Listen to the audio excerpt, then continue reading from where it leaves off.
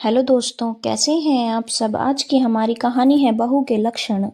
दोपहर के 3 बज रहे थे। घर का दरवाजा खुला हुआ ही था। मीरा हॉल में बैठकर खाना खा रही थी। अभी पहला निवाला मुंह में लिया ही था कि घर के बाकी सदस्य चेहरे पर उदासी लिए घर में घुसे। मीरा ने अपना खाना जारी ही रखा।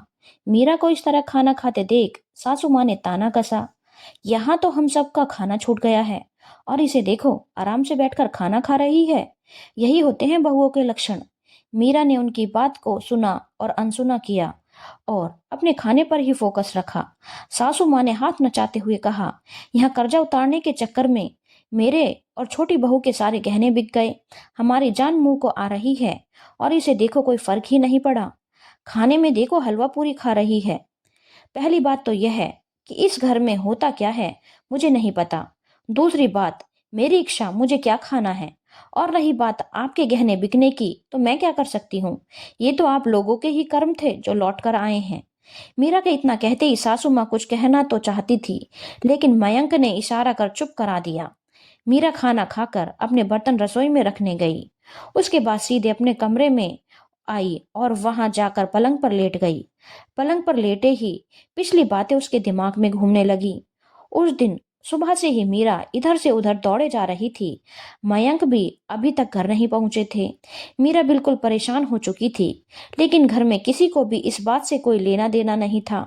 आखिर देवर ने सासू माँ की तरफ इशारा किया तो सासू माँ ने बेरुखी से कहा, हमने तो पहले ही कहा था फालतू के कर्ज लेने की जरूरत नहीं है, पर सुनता कौन है। रख दिए अपने गहने गिरवी, अब परेशान हो रहे हैं। बड़ों की बात नहीं सुनेंगे तो ऐसा ही होगा।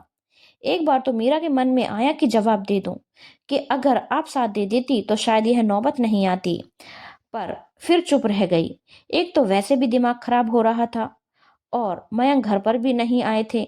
ऊपर से घर में बैठे लोग साथ देने की जगह बस छीटाकसी कर रहे थे। खैर मीरा ने ध्यान नहीं दिया। अभी भी उसकी नजर दरवाजे की तरफ ही लगी हुई थी। उसे इसी तरह छोड़ सबने शांतिपूर्वक अपना खाना खत्म किया और अपने कमरे में जाकर आराम करने लगे। थोड़ी देर बाद मयंक घर में आता हुआ दिखा। तब जाकर मीरा की जान में जान आई। मयंक के घर में आते ही वो सीधा मयंक के पास जाकर बोली, क्या हुआ मयंक, पैसों का बंदोबस्त हो पाया। मीरा का सवाल सुनकर मयंक बिल्कुल चुप रह गया। उसकी चुप्पी देखकर मीरा को एहसास हो गया कि पैसों का बंदोबस्त नहीं हो पाया है, पर मयंक की सुबह से भूखा प्यासा है।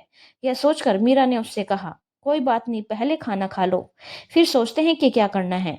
मैं पैसों का बंदोबस्त नहीं कर पाया, मयंक ने उदासी से कहा।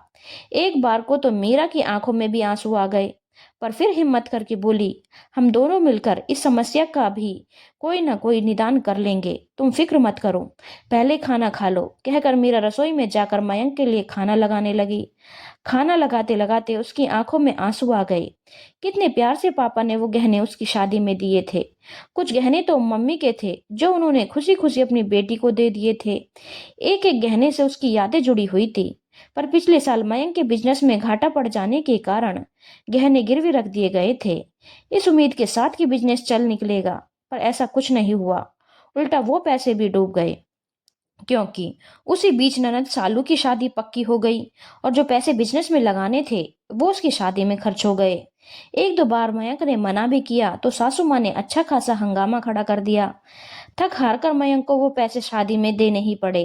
अब नौबत यह थी कि ब्याज देने के पैसे तक नहीं थे। बैंक से 2 बार वार्निंग कॉल भी आ चुका था। कुछ समझ नहीं आ रहा था कि आखिरकार करे क्या। सासू माँ और देवर से मदद भी मांगी, पर उन्होंने साफ मना कर दिया, यह कहकर कि हमसे पूछकर कर्जा लिया था क्या, जबकि उन लोगों का काम भी अच्छा चल रहा था। खैर खाना खाकर लगाकर मीरा मयंक की थाली बाहर लेकर आई तो मयंक हॉल में नहीं था। दूसरे कमरे में से कुछ आवाजें आ रही थी। थाली वहीं टेबल पर रख उस कमरे की तरफ बढ़ी, पर वहां हो रही बातचीत सुनकर उसके पैर वहीं ठिठक गए। सासू माँ, पति और देवर की बात सुनकर ऐसा लग रहा था कि किसी ने पैरों की जंजीरों में बांध दिया है। कहाँ घूम रहा था इतनी देर तक मयंक। कुछ नहीं माँ, बस आज अपनी पसंद की मूवी देखने गया था, पर पता नहीं क्यों मीरा के लिए थोड़ा बुरा लग रहा है। अब हम क्या कर सकते हैं, अपने पापा के इलाज के लिए अपनी एफडी दे दी, पर ननद की शादी के लिए पैसे ना निकले। क्या हुआ, उसके पापा तो मर गए और पैसे भी डूब गए। हाँ, अगर भाई के बिजनेस के घाटे का बहाना न किया होता तो भाभी गहने भी ना देती। हाँ, एक पत्नी अपने पति के लिए कुछ भी करने को तैयार रहती है। उसे तो लग रहा है कि गहने गिरवी रखे हैं, पर उस बेचारी को क्या पता कि उसके गहने तो कब के बिक चुके हैं। अगर एफडी ननद की शादी के लिए दे देती तो गहने तो कम से कम रह जाते। मीरा ने अचानक कमरे का दरवाजा खोल दिया। एक पल के लिए तो सबकी बोलती बंद हो गई। थोड़ी देर पहले जिन आंखों में नीर भरा हुआ था, अब उनसे अंगारे बरस रहे थे। कमरे में पहुंचकर सबसे पहले मयंक के गाल पर थप्पड़ रसीद किया। तुम पति हो मेरे, बोलते हुए शर्म आ रही है। मेरे अपनेपन और प्यार का यह सिला दिया तुमने। मेरी भावनाओं का इस तरह अपमान किया तुमने। बस कर बहू, तेरी हिम्मत कैसे हुई मयंक पर हाथ उठाने की। अब इस घर से धक्के मार कर निकाल दूंगी तुझे। बाप तो रहा नहीं, भाई भाभी भी देखते हैं, कितने जगह देते हैं तुझे तेरे मायके में। चुप कर बुढ़िया। तेरी हिम्मत कैसे हुई मुझे बहू कहने की। मीरा के मुंह से इस तरह की भाषा सुनकर सब चौंक गए। ये कैसे बात कर रही हो तो मम्मी से? सास हो तुम्हारी, भाड़ में गया मान सम्मान। और तुम्हें क्या लगता है मैं मायके जाकर बैठूंगी? कभी सोच मत लेना, इस घर में रहूंगी और तुम्हारा सुख चैन सब बर्बाद करके रहूंगी। हाँ, देखती हूँ कैसे रहती हो घर में। अब तो तेरा दाना पानी उठ गया इस घर से, सोचना भी मत। क्योंकि जो तुम लोगों ने काम किया है ना, उसे फ्रॉड कहते हैं। और मैंने कानूनी एक्शन लिया ना तो सब उसको साबित भी करके दिखा दूंगी। क्योंकि आपने किसी बैंक से लोन नहीं लिया है तो आपके पास ऐसा कोई पेपर्स भी नहीं है। पढ़ी लिखी हूँ, कानूनी दाव पर भी मुझे भी खेलने आते हैं। इसके अलावा पूरे समाज में थू थू होगी वो अलग, मुझे फर्क नहीं पड़ेगा। क्योंकि बेशरम लोगों के घर में रहना तो बेशरम पन्ना ही पड़ेगा। वहां से मीरा सीधे पुलिस थाने गई और सबसे पहले उसने पुलिस थाने में लिखवाया कि अगर मुझे कुछ भी होता है तो उसके लिए जिम्मेदार मेरे ससुराल वाले होंगे। आज भी मीरा उसी घर में रहती है, उन लोगों की नाक के नीचे। पूरा परिवार एकजुट है पर वो अकेली। पर अब वो हर वो चीज करती है जो उसे पसंद है। दोस्तों, किरदारों के नाम बदल दिए गए हैं, पर यह एक सच्ची कहानी पर आधारित है। उस लड़की की हिम्मत की वाकई मैं दाद देती हूँ जिसने इतना बड़ा फैसला कर दिखाया। लेकिन कभी कभी डर भी लगता है उसके लिए कि क्या वो ससुराल में सुरक्षित है। पर उसकी मुस्कुराहट हमेशा यही कहती है, आप डरो मत, मैं सुरक्षित हूँ और अब मैं किसी से डरती नहीं। आज वो अपने पैरों पर खड़ी है, किसी की मोहताज नहीं है। धन्यवाद दोस्तों।